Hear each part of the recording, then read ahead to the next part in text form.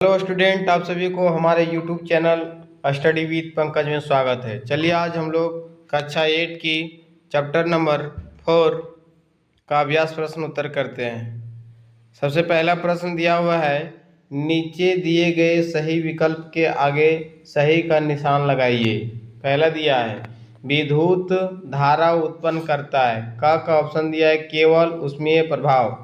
ख में दिया है केवल रासायनिक प्रभाव। ग में दिया है केवल चुंबकीय प्रभाव। घ में दिया है ऊष्मीय, चुंबकीय एवं रासायनिक प्रभाव। तो इसका सही आंसर हो जाएगा ऊष्मीय, चुंबकीय एवं रासायनिक प्रभाव, है ना। और दूसरा प्रश्न है, निम्नलिखित में कौन सा घोल विद्युत का कुचालक है। ऑप्शन दिया हुआ है क में नींबू का रस, ख में नल का पानी, ग में सिरका, घ में आशुद्ध जल। तो इसका सही आंसर जो हो जाएगा वो होगा आशुद्ध जल। क्या हो जाएगा? आशुद्ध जल। तीसरा नंबर में दिया है, निम्नलिखित में कौन सी ऐसी धातु है जिसके विद्युत लेपन के द्वारा किसी वस्तु की चमक को बढ़ाई जा सकती है। क में दिया हुआ लोहा, ख में क्रोमियम, ग में तांबा, घ में एल्युमिनियम। तो इसका सही आंसर हो जाएगा ख नंबर क्रोमियम। क्या हो जाएगा? क्रोमियम। देखिए अब दूसरा नंबर सवाल दिया हुआ है, खाली स्थानों को भरिए। पहला, विद्युत चालन करने वाले अधिकांश द्रव खाली जगह दिया हुआ तथा विलयन होते थे। यहाँ हो जाएगा विद्युत चालन करने वाले अधिकांश द्रव अम्ल, लवण तथा क्षार विलयन होते हैं, है ना। दूसरा में है, किसी विलयन से विद्युत धारा प्रवाहित होने पर खाली जगह प्रवाह उत्पन्न होता है। तो क्या हो जाएगा? रासायनिक प्रवाह उत्पन्न होता है। क्या होता है? रासायनिक प्रवाह उत्पन्न होता है।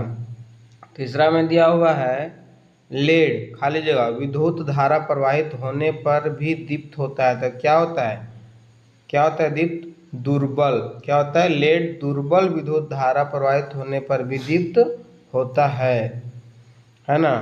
चौथा नंबर सवाल दिया हुआ है, जब कॉपर सल्फेट विलयन से विद्युत धारा प्रवाहित की जाती है तो बैटरी के खाली जगह टर्मिनल से संयोजित प्लेट पर कॉपर निक्षेपित होती। कहाँ से होती है? तो ऋण टर्मिनल से। कहाँ से? ऋण से, है ना।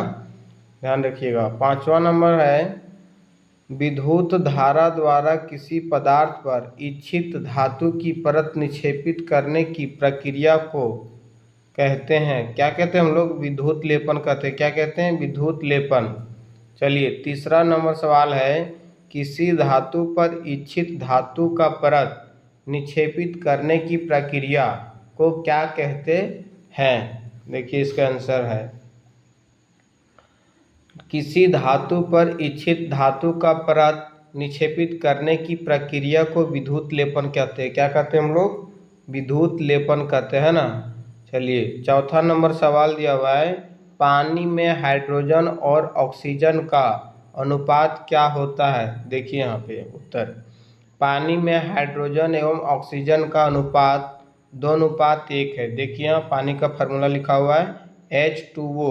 H का सिंबॉलिक मतलब होता है हाइड्रोजन और वो मतलब ऑक्सीजन, है ना। तो H कितना है? 2 है और ऑक्सीजन कितना है? 1 है। तो क्या हो जाएगा? H2O तो क्या हो जाएगा? 2:1, है ना। चलिए पांचवा नंबर सवाल है, खाद्य पदार्थों को संरक्षित करने के लिए लोहे के डब्बे पर किस धातु का विद्युत लेपन किया जाता है। देखिए इसका उत्तर हो जाएगा, खाद्य पदार्थों को संरक्षित करने के लिए लोहे के डब्बों पर टिन धातु का विद्युत लेपन किया जाता है। चलिए छठा नंबर सवाल देखते हैं हम लोग, लोहे के बने पुलों को जंग से बचाने के लिए किस धातु का विद्युत लेपन किया जाता है। इसका उत्तर हो जाएगा जिंक धातु का। किसका? जिंक धातु का, है ना। चलिए सातवां नंबर सवाल है, क्या प्लास्टिक या लकड़ी की वस्तुओं पर विद्युत लेपन किया जा सकता है। इसका उत्तर हो जाएगा जी नहीं, प्लास्टिक या लकड़ी की वस्तुओं पर विद्युत लेपन नहीं किया जा सकता है।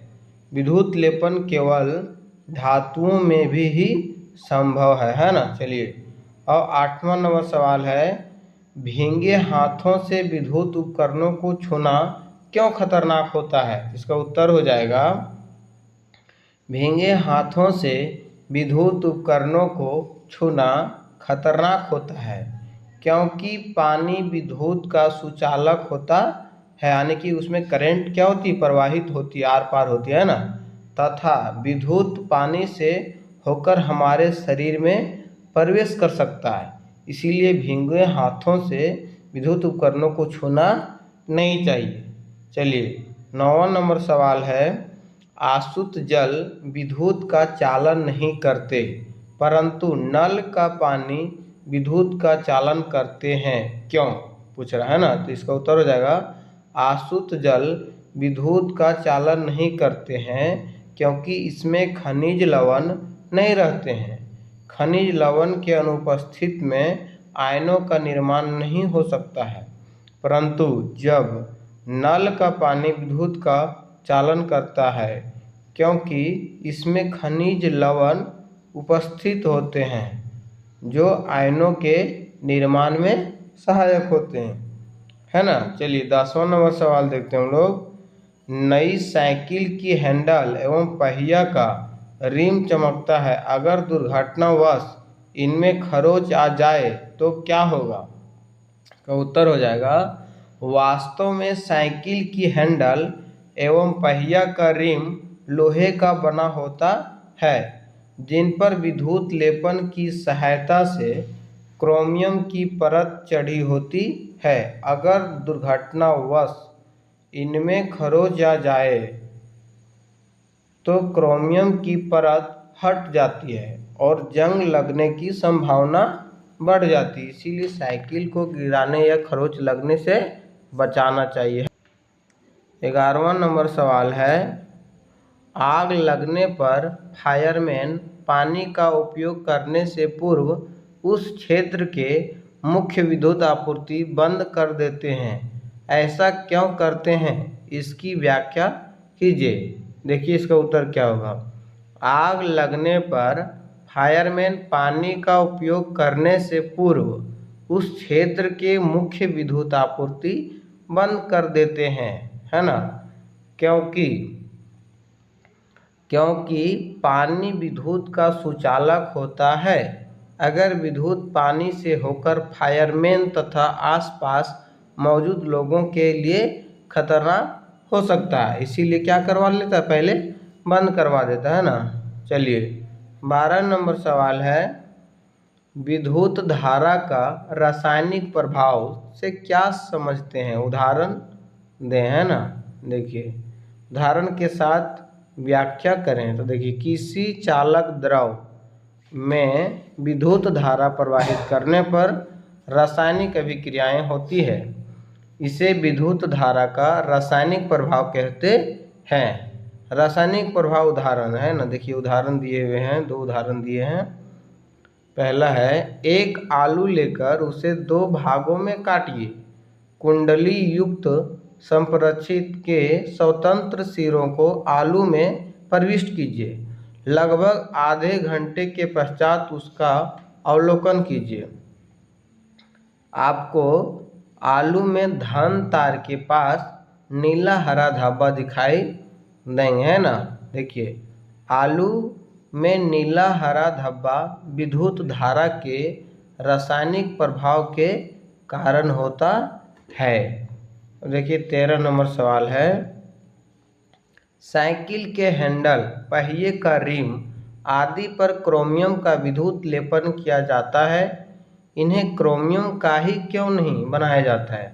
बोल रहा है कि इसे क्रोमियम का ही क्यों नहीं बना दिया जाता है जो लेपन करता है ना। देखिए इसका उत्तर हो जाएगा क्रोमियम एक महंगा धातु है, अतः पूरी वस्तु को क्रोमियम का बनाना आर्थिक दृष्टि से उपयुक्त नहीं है, इसी कारण उसे सस्ते धातु की वस्तु बनाई जाती है तथा उस पर क्रोमियम की परत निक्षेपित की जाती है ना। इससे क्या होता है, एक पंथ 2 काज हो जाता है ना, कि यानी कि पैसा भी कम हो जाता है और काम भी हमारा चल जाता है। देखिए 14 नंबर सवाल, जब किसी संपरीक्षित के स्वतंत्र सिरों को किसी विलयन में डुबोते हैं तो चुंबकीय सुई विक्षेपित होती है, क्या आप इसके कारण की व्याख्या कर सकते हैं? तो देखिए उसका उत्तर क्या हो जाएगा। जब किसी संप्रेक्षित के स्वतंत्र सिरों को किसी विलयन में डुबोते हैं तो चुंबकीय सुई विक्षेपित होती है, क्योंकि संप्रेक्षित का स्वतंत्र सिरा विद्युत के प्रभाव का माध्यम बन जाता है तथा विलयन में डालने पर उस विद्युत धारा का परिपथ पूर्ण हो जाता है। इसीलिए चुंबकीय सुई धारा के विक्षेपित होती है ना। चलिए देखते हैं हम लोग 15 नंबर सवाल। विद्युत लेपन क्या है? इस प्रक्रिया में अम्लीय जल का उपयोग क्यों किया जाता है? देखिए उत्तर क्या होगा। विद्युत धारा की सहायता से किसी धातु के सतह पर इच्छित धातु का परत निक्षेपित करने की प्रक्रिया को विद्युत लेपन कहते हैं, है ना। इस प्रक्रिया में अम्लीय जल का उपयोग किया जाता है, क्योंकि अम्लीय जल विद्युत का सुचालक होते हैं, है ना। आज के लिए इतना ही, है ना। अगर वीडियो अच्छे लगे तो लाइक कीजिए, शेयर कीजिए, कमेंट कीजिए और बेल आइकन भी प्रेस कीजिए ताकि अगला वीडियो जब भी डाले तो आप सभी के पास पहुंच जाए, है ना। जय हिंद, जय भारत, वंदे मातरम।